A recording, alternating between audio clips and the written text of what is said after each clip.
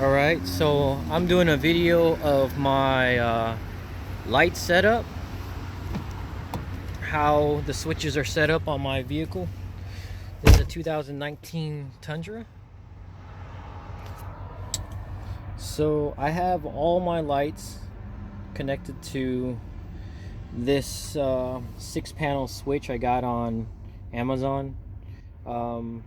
I wasn't looking for anything fancy. I was looking for something that would work for the time being. It actually works pretty well. It has a really good click sound, and they change colors when they're activated, so you know which one's on. So right now I have the fog lights on, and now it's off. So green means off, yellow means on. I was going to show you the light output on each one. So let me turn off the lights and start with the headlights. So these are just the headlights on. Those are just the headlights. Okay. OEM headlights. This is the Weston Fog Lights. It's the 4-pod, square pod fog lights. That's the output on them. I put a yellow film over them, so that's why they seem a little bit more yellow.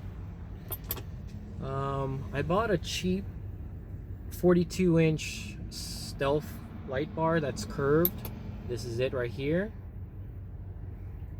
Gives a good overall light. Next up is the hidden bulge light bar I got. It's hidden inside the scoop. Here it is. This was meant more for people to see me, not really for light output, but it does a pretty good job. Here is the Westin 30-inch light bar, and that's a spotlight. Straight down the middle. Pretty hot. Okay. Now I'm going to turn on everything. These are the headlights. These are the fog lights. This is the cheap 42-inch curved light bar behind the grill. Not much of a difference. This is the hidden light bar inside the scoop. They call it a hood bulge. Not much of a difference. And then this is the 30-inch Westin light bar. That's a huge difference. So that's all the lights on. So I basically just wanted to show the light output on these lights. It's pretty good.